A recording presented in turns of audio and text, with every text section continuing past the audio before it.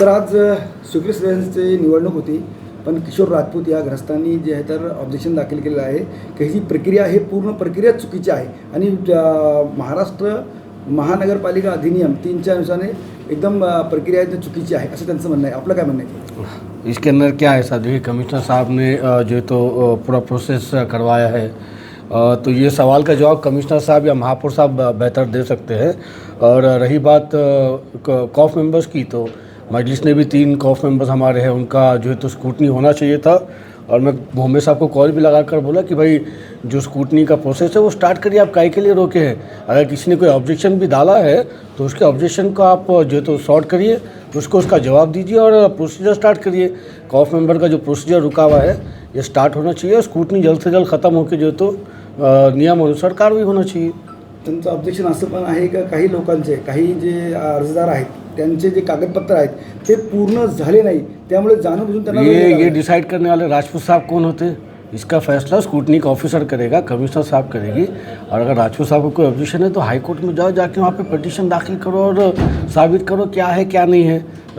अभी स्क्रूटनी नहीं हुई, डॉक्यूमेंटेशन कंप्लीट चेक नहीं हुए, अभी कोई जो है तो नॉमिनेट नहीं हुआ, ये सारा प्रोसीजर बात का है अपना राजपूत साहब को इतनी गड़बड़ किस बात की है? और इनका पर्सनल इंटरेस्ट क्या है इसके अंदर कि भाई किसके डॉक्यूमेंट क्या है और क्या नहीं है। ते स्वतःही त्याच्यामध्ये सदस्य आहेत, म्हणजे मागणी केलेली आहे त्यांनी। नहीं ठीक है ना भाई, आप मांगनी करिए ना, मगर डिपार्टमेंट का काम है उसको जो है तो उनके सवाल का जवाब देना चाहिए और जल्द से जल्द प्रोसीजर कंप्लीट करके प्रोसेस कंप्लीट करके जो है तो डिक्लेरेशन होना चाहिए। त्यांचा ऑब्जेक्शन असा होता का 1 महिन्यामध्ये व्हायला पाहिजे, म्हणजे पहिली म्हणजे भाई ठीक है ना भाई ठीक है, उनका ऑब्जेक्शन जेन्युइन हो सकता, इसका फैसला कौन करेगा? भाई स्क्रूटनी का ऑफिसर करेगा या कोर्ट करेगा। अभी स्क्रूटनी के ऑफिसर ने उनके सवाल का जवाब देना चाहिए। और हमारा तो कहना ये है कि भाई जो जवाब सवाल है वो आप करते रहिए, मगर जो प्रोसीजर है वो तो कंप्लीट करो, स्क्रूटनी कंप्लीट करो, उसके बाद में सब चीज़ें होते रहेंगी। कोई एक आके बोलेगा कि ये पूरी प्रक्रिया गलत है तो बाकी सारे लोग यहाँ पे बैठने वाले पागल है क्या? ऐसा नहीं रहता। उनका कोई शंका भी है तो उसके ऊपर जो है तो डिपार्टमेंट ने उनको जवाब दे के संतुष्ट करना चाहिए। आपकी क्या भूमिका रहेगी इसमें? हमारी भूमिका क्या है, हमारे कॉफ मेंबर्स जो है तो डिक्लेयर्ड है और पब्लिक ने उनको ऑलरेडी जो है तो कॉफ मेंबर मान ली है, वो आज निकल डिक्लेयर होने वाले। बाकी जो प्रोसीजर चल रहा है वो चलेगा।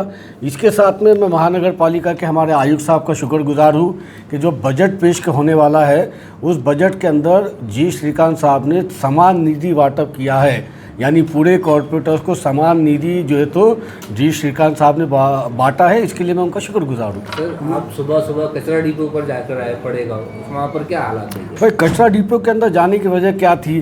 देखिए आज कचरा डिपो को 14 एकड़ जगह दी हुई है पड़ेगा के अंदर, 14 एकड़ जगह उसको जो है तो फ्री में यूटिलाइज करने के लिए दे दिए। अब जो कचरे डिपो के ऊपर जो प्लांट है जो वहाँ पर प्रोसेस हो रहा है कचरा, वो मशीनें भी म्यूनसिपल कॉरपोरेशन की है, मतलब प्लॉट भी म्यूनसिपल कॉरपोरेशन का, मशीनें भी म्यूनसिपल कॉरपोरेशन की, और एक XYZ नाम की जो कंपनी है वो कचरे को प्रोसेस कर रही है। तो हम लोग देखने गए थे कि वहाँ पर कैसे हो रहा है क्या हो रहा है। कुछ हम लोगों ने चीज़ें देखी भी है समझी भी है और थोड़ा उसके ऊपर और स्टडी करेंगे और स्टडी करने के बाद बिल्कुल कमिश्नर साहब से बात करके इसके विषय में क्या और कॉरपोरेशन का बेहतर काम हो सकता है, क्या हमारे आवाम को उससे और बेनिफिट मिल सकता है, इसके ऊपर चर्चा की जाएगी। सर लक्ष्मण चावडी ते स्मशानभूमी ते MGM हा एक रस्ता आहे जो जालना रोडला पॅरलल आहे। तो रस्ता जवळ लक्ष्मण चावडी ते स्मशानभूमी पूर्ण झाला, स्मशानभूमी ते बसैया नगर ते MGM पूर्ण झाला, मधला जो ब्रिज आहे तो पूर्ण झालेला नाही। जर तो ब्रिज पूर्ण झाला तर नक्कीच जी वाहतूक व्यवस्था जी जालन्यावरची वाहतूक व्यवस्था आहे त्याला इकडे ट्रान्सपोर्टेशन वाहतूक जे गाड्या थांबतात ते बंद होईल। ते का थांबेल नेमकं ते ब्रिज?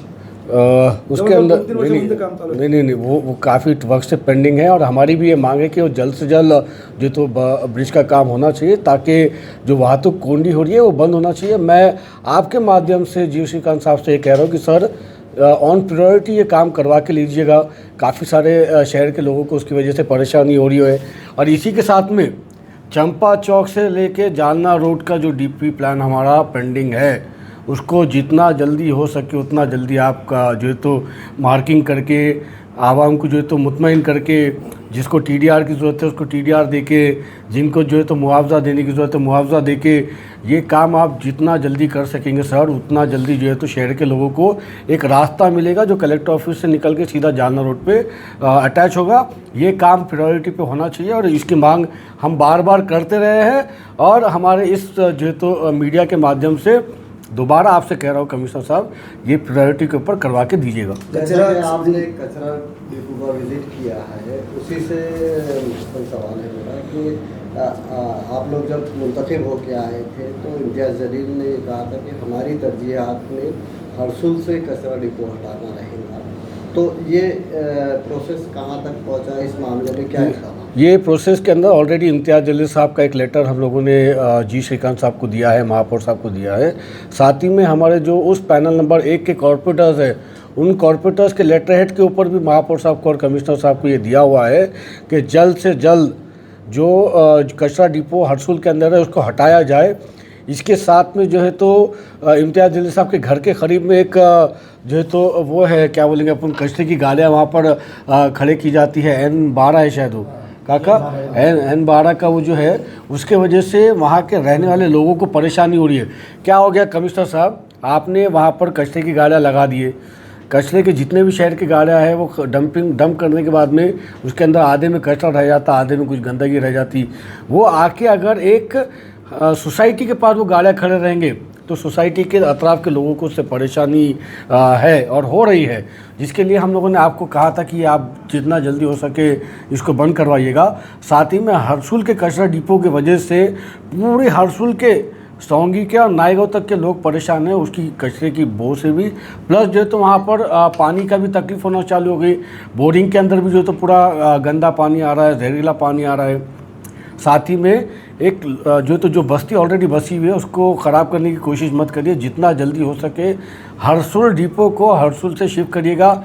शिफ्ट नहीं करेंगे तो हरसुल सौंगी नायगांव के लोगों अगर जन आंदोलन के ऊपर उतरेंगे तो मैं समझता हूँ इससे पुलिस डिपार्टमेंट भी परेशान होगा और साथ ही में जो है तो औरंगाबाद की आवाम भी परेशान होगी और म्यूनसिपल कॉर्पोरेशन भी परेशान होगा। सर, रेड्डी कंपनी जो कचरा उठाने वाली जो कंपनी थी वो जाकर आज से नहीं आने वाली थी, लेकिन फिर एक तारीख मिल गई है। हाँ, ये हो गया होगा ना, कुछ तो भी बार बार तारीखें मिल रही है, कुछ तो भी हो गया होगा, अच्छी बात है।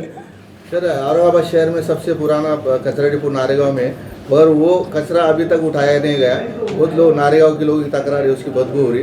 जिस ठेकेदार को टेंडर दिया गया वो अभी तक काम नहीं करा उसको। ये नारेगांव कचरा डिपो के ऊपर शायद अभी तक कुछ प्रोसेसिंग चालू है, जहाँ तक मुझे उसके बारे में पता है। हाँ, प्रोसेसिंग कुछ चालू है। वो जो कचरा ऑलरेडी वहाँ पे है ना, वहाँ पे बायो माइनिंग चालू है, तो वो उसको और फास्ट करने की ज़रूरत है। और फास्ट जितना होगा उतना जो तो वहाँ के लोगों को रियायत मैं समझता हूँ मिलेगी। शुक्रिया, बहुत बहुत शुक्रिया। Thank you.